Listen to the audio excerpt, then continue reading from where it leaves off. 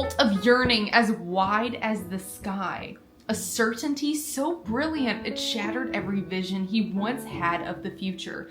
This was what he wanted. Nene. A man who yearns. Oh, we love a man who yearns. Hey everybody. Hi guys, what's up? Welcome back to my channel. My name's Heather if you're new here, and today's video is going to be a reading vlog. I've been feeling a little bit indecisive on what book to start next. That sums up basically my entire summer until now. I feel like I've been indecisive for months now when it comes to picking my next book. So I was like, you know what?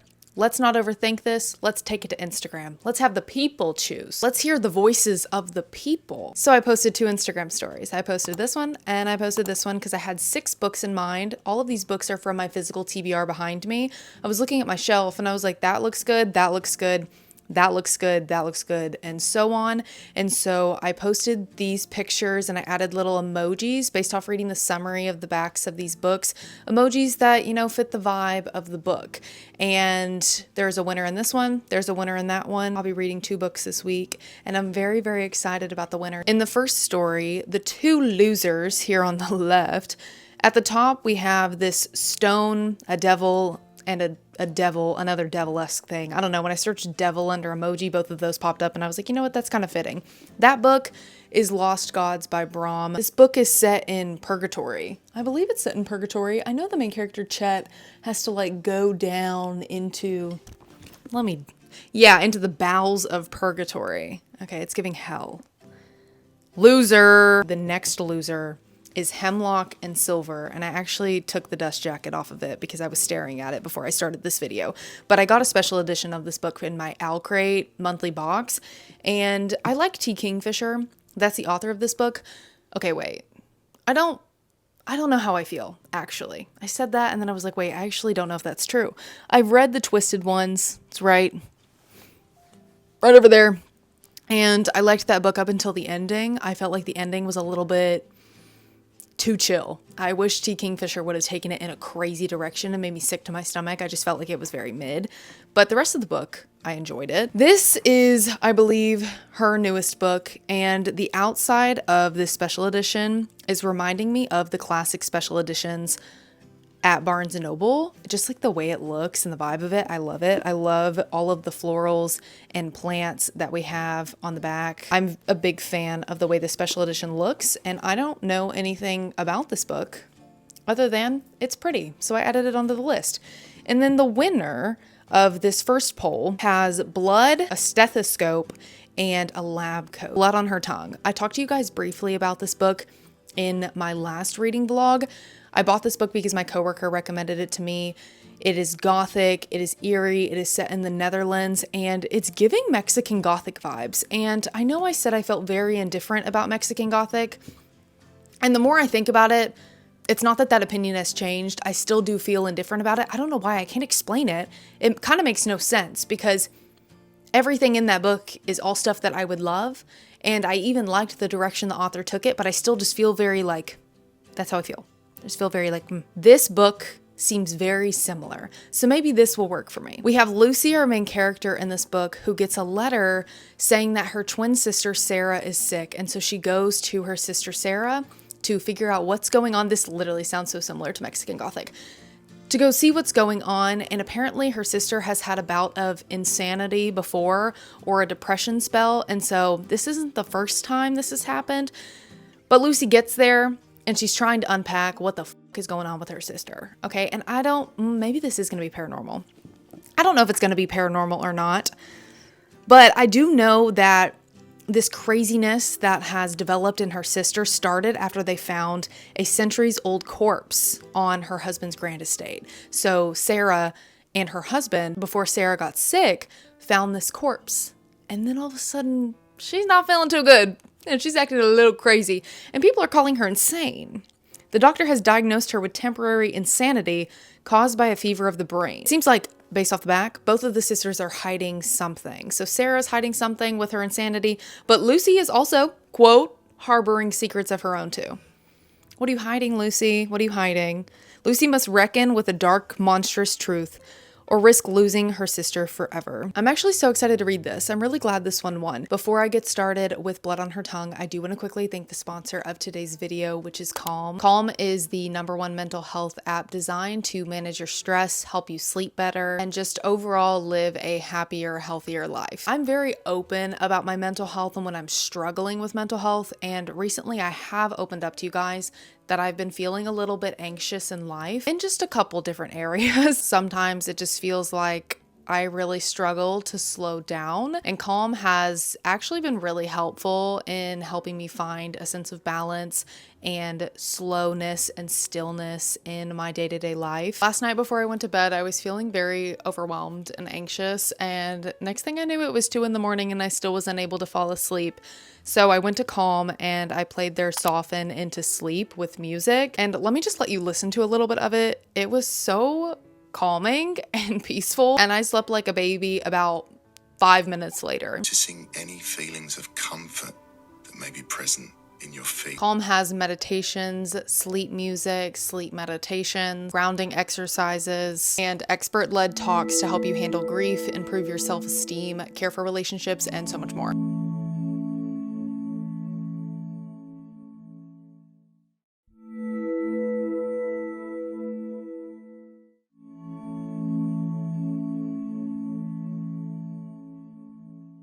Calm will be offering an exclusive deal just for you guys. You guys can get 40% off of Calm's premium subscription at calm.com/Heather. That will be calm.com/Heather to get 40% off unlimited access of Calm's entire library. Thank you, Calm, for sponsoring today's video, and let's get into the reading vlog. You're currently sitting on my new lap table is not the right word. Why does lap table sound really, really strange? I'm pulling you a little bit closer to me. I got this little desk. You know what? Let me just turn the camera around real quick and show you. Ignore the mess right there. Let's ignore that. Please and thank you. I got this desk. See? Nice. Have both my children here with me tonight. So, you're currently sitting on my little desk. I got this so I could bed rot. I saw it while at work. Sue me, everything I buy nowadays is at work. My life has been better since getting this. More productive, I might say. And normally I'm not someone who wants to rot in bed, but, you know, it's not that I'm rotting. I like to get in my bed as early as possible at the end of the night, but sometimes I still want to be productive, and that's what the desk is for. I started this morning. Guys, I am on chapter 14. Chapter 14. The idea and the visual of Sarah and her husband's home is incredible. They live in this house in the Netherlands that was built on, I don't think marshland is the right term for this, because I don't know if there's a specific terminology for this type of land in the Netherlands, but it's kind of like this. And the land that their home was built on is too wet, too soft, too damp. It floods very easily. And so the house is described as kind of being slanted and shifted because the foundation of it has moved as it rains, or as the ground gets too damp. It kind of has like slumped a little bit. Love that visual. Also, love the visual of Sarah and her husband finding this body in this wet marshland, in the bog. The bog body, I love it. We don't fully know what the deal is with the bog body yet. I'm getting to a part in the book where I think Lucy, the sister who came to check on Sarah, is gonna do a deep dive on the bog body and see kind of like what the details are about that and who killed this person, and just kind of figure out the mystery of what the heck actually happened with this person. I think where I'm at in the book now, that is something that is going to happen, and that is like a little plot that is about to come about, which I'm excited, because I thought the bog body was just going to be a mystery this entire time, but I don't think it is. What was I going to say before that? I was going to say something before that. Oh, we don't really know the details of the bog body and like what it's bringing. You know, is it paranormal? Is there something else happening? Because when I read Mexican Gothic, that was a book where I was like, is it paranormal? Is there something else happening? Like, what's going on? Same vibes with this one. There have been a few comments and mentions of ticks. So I'm like, wait a minute, are there bugs involved? Because I want to say I love the idea of a tick being the cause of all of this and making Sarah get super sick and go a little cuckoo crazy in like a parasitic way. Like I don't know if that's actually a thing that a tick can cause, but I know ticks can cause diseases. I'm kind of hoping that we hear more about ticks throughout this book because that just sounds interesting. But it also is pretty frightening because I just saw a tick the other day on the ground and I stepped on it. And when I was a child, I got a tick on my head. And my parents, I remember we were in my first home. No, maybe it was like the second home we lived in. And I was, 6 years old? This is one of the first memories I have of my mom taking tweezers to my head and pulling a tick off of my head. Because I was running through the woods and got a fucking tick on my head. Aren't ticks the ones that cause Lyme disease? Lyme disease, anaphylamosis. What is all of this? Tick-borne diseases and conditions. When Lucy first shows up, Sarah is kind of emaciated and she just looks bad. She looks bad, but she's hungry at the same time, but she can't eat food. She says at one point she wants raw meat, and then she kind of falls asleep for a bit, and then she wakes up and she's like, what happened? What happened? What's going on? And then she bites somebody, and then she looks even more sick, and then Sarah's just not doing good. Lucy, on the other hand, Lucy kind of a freak. Lucy kind of a freak, and I don't know if she's a freak in a good way or not. Some of her choices, I'm like, Lucy, what are we doing? Even on the back of the book, what did it say? Then again, Lucy is harboring secrets of her own too. Yeah, Lucy is. Yeah, Lucy has done a couple things so far where I'm like, Lucy, reel it in. I'm having a really, really good time. It is currently 8:30, and I think I'm going to keep reading for another hour and a half. We'll see. Chapter 14. We'll see how much further I get. Oh my gosh. We're putting a pause on reading this real quick. I need to go get my laptop because I just got a text that the book that comes after Immortal Dark is up on NetGalley right now. Okay, there is a big chance they're not going to accept me for this arc because I have not been good about reading arcs. Why do I think oh yeah, I'll absolutely read this as soon as possible. And then they actually accept me for the arc. And then I don't read it. And now my percentage. What's my percentage at on here? If you don't know what 56%, it's bad. It's bad. You know what? I could be doing worse things in the world than accidentally not reading the arcs that I get. I could be doing worse things. The ones on here that I need to read, I got an arc of People Watching and I never read that, but I guess I can read it before November 9th and then technically give feedback and we'll be okay. And then How Bad Things Can Get. So I actually got that. Oh, it's already archived. Maybe I can still give feedback and it'll be okay. How Bad Things Can Get was Darcy Coates' new book. I heard it was really good, and I was on NetGalley one day, maybe over a month ago, a couple days before this book actually got published on August 26th, and someone said it was good, so I applied to get an arc of it, and then I found out it's about rich people on an island, I think, and then I was like, no, and then they accepted me before I could be like, withdraw. And then the other arcs that I didn't read are from years ago when I just didn't understand how NetGalley worked and there was a timeline. I used to not understand. Okay, let's go find titles. If you don't know what NetGalley is, it's where you can apply for arcs. You can make an account on there, and not every single book that's going to get released at a certain date or go through a publisher is going to go on NetGalley. I don't really know how that works, if I'm being honest. But a lot of popular, traditionally published books end up on NetGalley, and you can read them early. You have to apply. Eternal Ruin. T-E-R-N-A-L. Ruin.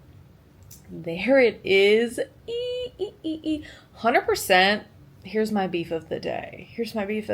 If this book was written by a man, I do not think this would be considered a book for young readers. I do not know if this would be considered young adult. That's a theme that I see. Eternal Ruin, request, author, cover, description. I keep hearing about this book. Book title. That's what appeals me to it.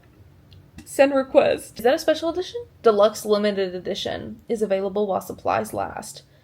I'll be getting that.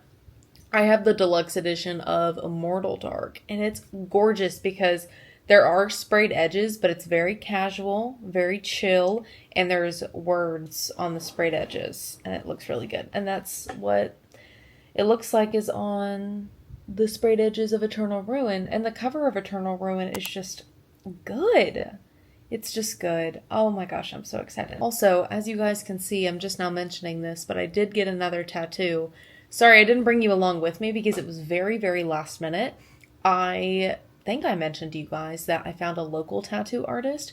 One of my coworkers has very similar tattoos to me, and I was like, where do you travel to get your ink done? And your tattoos done. God, that made me sound like I was 45. She said she gets her tattoos done locally. She doesn't travel anywhere. And I was like, what? So I emailed the artist that she goes to, or put in a request, thinking like, oh, she's booked out for a bit, because based off her Instagram, it looked like she was booked out for a bit. She's not going to get me in until November. Messages me this past Sunday and is like, hey, can you come in on Tuesday? I just wanted to get like a little star on my chest to start out, just like feel her out, see if I'd like her, like getting tattooed by her, because I don't do well with getting tattooed by people with a heavy hand. She was not heavy-handed. She was great.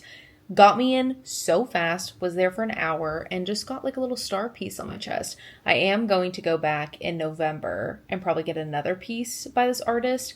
It is really, really nice to have a local tattoo artist. I've never lived in a town with a tattoo artist that I can like go to. I've always traveled for my tattoos. Anyway, she's cute and we love her.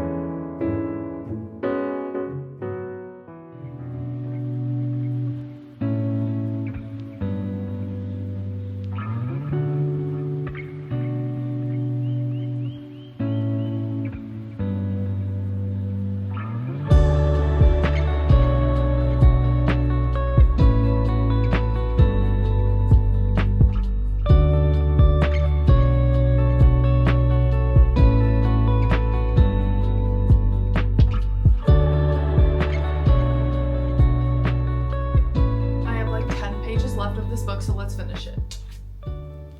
We're almost there. I just read some pretty disgusting stuff earlier this morning. There are, we're not gonna say that. I am gonna say there is an eye stabbing in this book, and it's descriptive. Oh, even thinking about it, I'm like, there is a little bit of body horror in this. It's not as bad as Nick Cutter's book, The Troop, that I read a month or so ago, a little bit more than a month ago. The way this is written, I don't know, maybe it's because it's written by a woman. I don't know, maybe that's why. I'm like, this is gross, but it's fine. The eye stabbing, the grossest part of the book, truly. In the back of it, it has a reading group guide.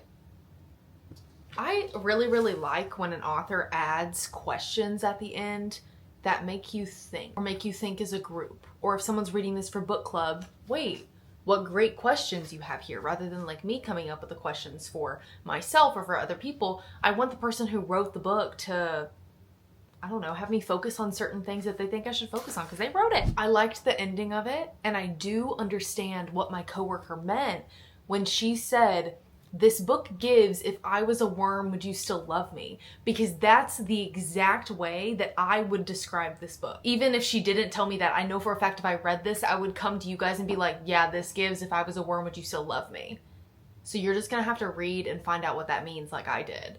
Because that is this book. I love women. I love women's rights. I love women's wrongs. I like the direction this book took when it came to like the tick side of things. I liked the mentioning of ticks. I don't know, just the direction this book took with the bog body and the eeriness of it. The setting of the Netherlands was really good. I liked the characters and the character development. And I also liked that this followed twins, because these two twin sisters look the same, but they both have their own issues and their own secrets. And the one is in the older sister, Sarah, who sometimes puts Lucy down, and it's kind of more the sister that's like loud and in charge is the one who's sick. So then Lucy kind of has to like step up and have this character development. Damn. I was a fan of this. This is the perfect book if you like weird gothic horror. Guys, wait, what the fuck? That was good. That was good. Now, let's jump into the next book I'm going to be reading this week. I need to pull up the Instagram story again. Let me go to my archives because it's somewhere in here. I should probably have just screenshotted this. Okay, so in the second Instagram story, the winner is the bottom left with the ghost, the coffin, and the vampire. We'll get to that one in a second. The two losers on the top, man, I really wanted the top left one. Like after I looked at this poll a day later, I was like, wait a minute, did I actually want to read the top left one? The answer was yes, I actually did, but it's okay. I'll read this another time. The Late Night Witches was the top left. Witchy, there's also a vampire in this book, and then I put a magical wand. I talked to you guys a little bit about this book in this vlog. Not much about it other than I wanted to read it because I read Orly Wallace's In the Company of Witches and When the Crow's Away last year, and I really, really liked those books. This is her newest book that just came out, and I've heard really good things about it. But also, well, okay, I say that. People have said they've really enjoyed it. It hasn't been anything absolutely spectacular, but it was a good read. So I'm still excited to read it. Those people who said that also said that it's just like a warm cup of tea, which is what Orly Wallace's other books gave. And the cover is just really cute, and it's giving fall. The other loser, most people guessed what this book was. It's kind of a given if you know the book series I've been working my way through. All In by Jennifer Lynn Barnes. This had a siren, a thumbprint, and a detective. This is the third book in the Natural series. I read the first book in July, and then the second book, I read it in August, and I just haven't bounced back into it. I don't know, I probably should have binged this all in a week, and then I just kept putting it down. I don't want it to be over yet, so while I like want to binge the books, I want to kind of put them off as well, because I'm not ready to be done with it. It's been a very, very good, addicting series so far. Most of you have heard me yap about the Naturals before. It follows some teenagers who are selected by the FBI to work alongside the FBI to solve cold cases. And this just continues to follow those teenagers. But the teenagers get wrapped up in live cases, which is what makes, or has made the first two books I've read very, very like addicting, and there's an adrenaline rush and everything just feels very intense. I feel like, of course, that's what's going to happen in this one as well, which is why I put it in the poll. But loser, the winner, the ghost, the vampire in the coffin, Vampires El Norte. This is technically a horror book, and my friend Emily actually recommended me this book a couple years ago. She recommended me this book and The Hacienda. I think I'm pronouncing that correctly. I also have that one on my shelf, and I'm looking at it right now. My friend Emily loves this author. I saw Carrie, if y'all follow Carrie Can Read, she was reading this author's newest book, The Possession of Alba Diaz, and I slid up on her Instagram story and I was like, wait a minute, this cover is stunning. I want to read this book, and I also haven't read anything by this author before, and she said she loves this author's book, so I was like, say less, and I bought this one and The Hacienda. I don't think there's ghost involved in it, but I did put a ghost on the poll because it's giving just like haunted-esque vibes, and I don't really know much about this book other than one of my best friends loves it. Oh my god! He took her face in his good hand and kissed her back, his urgency stealing a gasp from her! The yearning, let me finish this chapter and then I'll pop back in and tell you about the intense yearning within this book. Because it is yearning like I have never read before. And was I expecting it? No. Oh my god! I actually have no words right now. No. I swear, if they f this up right now, I'm gonna be pissed. I can't. What that? I was not expecting this. This book is more of romance with a subplot of suspense and horror than it is horror and suspense with a subplot of romance. I would classify this as a romance book so far. I mean, I'm on chapter 22, page 243. This is a romance book. And this book has yearning like I have never read before. I'm not even kidding you. I can't even name a book off the top of my head that has yearning even close to the intensity of Nestor's yearning for Nena in this book. Because out of this world. In a second, I'm going to read you some of the sentences from his POV that I read, and I underlined them because they were so jaw-droppingly beautiful. And I was just like, a man who yearns. Oh, we love a man who yearns. But first, let me tell you a little bit about this book. So we have Nena and Nestor. They were childhood loves, and they go out one night because they're not really supposed to hang out together anymore because Nena's father wants to marry her off. And so after her first bleeding, she was kind of forbidden from hanging out with Nestor anymore because her family didn't want anything to happen between them. She knows she's going to be married off to someone who can benefit their family in the future. So at nighttime, she sneaks out to go hang out with Nestor. And one night when they're out hunting for silver, because they're also trying to find a way out of this, or at least Nena is trying to find a way out of this, because if she can get money, then she doesn't have to be married off in her family. She can go live this free life that she has always dreamt of living with Nestor because she's in love. And they're spending time together at nighttime after they snuck out. They get attacked, or Nena gets attacked by a vampire. And the night she gets attacked, when he carries her back to the house, everybody's saying Nena's dead, Nena's dead. And so he's like, she's dead. The love of my life. I know I'm a child, but the love of my life is dead. So what would you do? I would do what he did. He ran away. And then a couple days later, she's not dead. She's alive. But like, this is set in the, 1840s. Ain't no phone where she's gonna be like, hey, I'm not dead. I'm actually alive. No, he thinks she's dead, so he leaves. You know, he's like, no, I can't live without her, especially here. I'm gone. He's gone for 9 years. Thinking she's dead.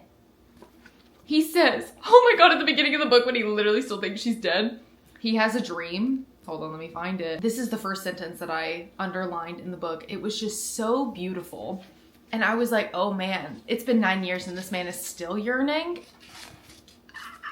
Tonight, as he looked up at the branches of the tree, tracing their splay against the blinding summer sky, awareness sent a ragged bolt of yearning through him. She was there in his dream. She was with him, as real as she had been in life. He wanted to see her. He wanted to see her face more than he wanted water on a hot afternoon, more than he wanted rest after weeks in the saddle. I read that on page 28 and I went, ooh. He ends up coming back to be a part of the cavalry that is going to go up against the United States because during this time, the United States is invading Mexico. So he comes back to help them do that as a favor, basically. And when he comes back, he sees Nena, and Nena is going to be a healer that goes along with the cavalry. And he's like, he thinks he's seen a ghost at first. And she's like, she hates him, obviously, because in her mind, she's like, he left me because no one knows why he left because she's alive, but she doesn't know that he left because everybody was saying she was dead. We'll get into like the confusion on her death in a second. So she hates him because she feels abandoned, rightfully so. And he comes back to help. And then there's a little bit of this forced proximity as they're both going with the cavalry because she's the healer. And as a woman, her dad, who is kind of leading it, wants her to have protection. So he is put over the protection of her alongside someone else. And so there's this forced proximity because he has to watch her. because he has to like make sure she's okay. The thing about the vampires in this book is it's different than our stereotypical vampires in the way that yes, they attack and drink someone's blood, but they're these fugly creatures. I mean, the description of them, it's not given Damon from the Vampire Diaries. It's given more this. It's scary, okay? When they attack, they also invest? That's not the right word. Induce is not the right word. They put this poison into someone when they attack them that has them appearing dead for a while until, what is Nena technically called? Curandera, which is, I think, similar to a doctor or a healer, and that is what Nena is. And when someone is attacked by a vampire, they are able to be brought back by someone practicing as a curandera. Oh my gosh, I can't roll my R's. So embarrassing. Like, it's actually so embarrassing. That's why Nestor thought Nena was dead.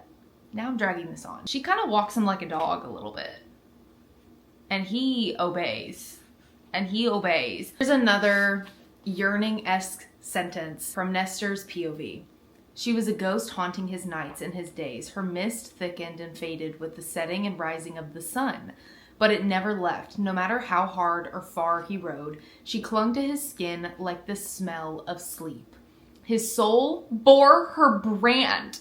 The wound deep and blackened and scarred over. From the days he left Los Ojelos, a part of him knew that his life was now a game of second best, of good enoughs, a meager harvest grown in the long shadow of her absence. Nothing mattered but this, a bolt of yearning as wide as the sky. A certainty so brilliant it shattered every vision he once had of the future. This was what he wanted, Nena. On the next page, a yearning for her to breathe, a need so desperate it became an ache in the hollow of his throat. And then, from Nena's point of view, the boy she knew and missed was dead. The man who had returned in his place was a fraud who bore his name. Beneath his attempted charming veneer was an unfeeling stranger. He did not care how many years of absence had affected her, for they certainly did not affect him. No, bitch, they did! You're not a bitch, but like, no, girl, they did. I have to go to work here in an hour. I want to keep reading this. I'm gonna take this book to work. I feel like we're going to be slow today, so I might be able to get a little bit of reading done, and I have a lunch break today, so might get some reading done on my lunch break. Hoping to finish this by tonight, though, because... Oh, wait. At the end of this book, there's also discussion questions. I'm liking that. These authors, both this one and the author from Blood on Her Tongue, put discussion questions at the end. I really like that. Anyways, I'm gonna take this book to work with me and read a bit while I'm there.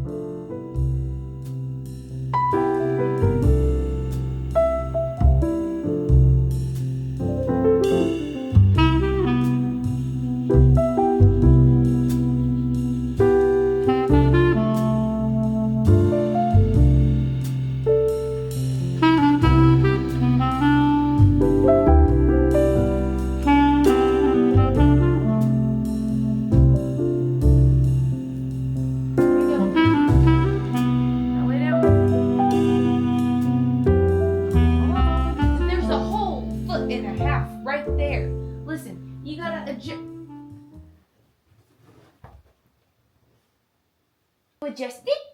Are you well adjusted? Oh God. Book done. Book done. We're just gonna let... What the hell is happening behind me? Book is done. And holy shit. What a couple of books. One more adjustment was needed. This was so good. Both of these books that I read in this video genuinely were so good. And I wish I could read them both for the first time because I loved them so much. Vampires of El Norte was incredible. Still stand by what I said earlier. This is romance. This is romance. Like, the entire point and focus of the book is romance. And the romance between Nestor and Nena. And it's so beautiful. And it just continues to get even more beautiful. And when we got towards the end, you kind of can see what the third act conflict is going to be between them. She is from a family of class and she needs to marry for money, and marrying him wouldn't benefit the family in any way. So you kind of know what the conflict is gonna be. And when I got to said conflict, I was like, okay, who the fuck is gonna stand up? One of you's gotta stand up. We got to see a good amount of vampires, but I honestly could have taken more, especially with them looking as creepy as they did. There is, in the last chapter, Nana runs into or sees a vampire. Across the rushing water, a vampire rose on its hind legs, disturbing ribbons of mist. Its skin was so like the gray of the morning that it could have been a ghost. Around its neck was a rough scar, as if a rope had burned its skin with friction, or metal had blistered the flesh in the sun. They gazed silently at each other for a long moment. The vampire's nostrils flared. Then it dropped to all fours, turned, and vanished into mist. So, the vampires, creepy. Loved it. Could have done with more. That is it for today's reading vlog. Thank you guys so much for watching today's video. I am going to go to sleep because I am really tired, and Phineas is gonna stay in here and sleep as well. And I will see you guys next time. Bye guys.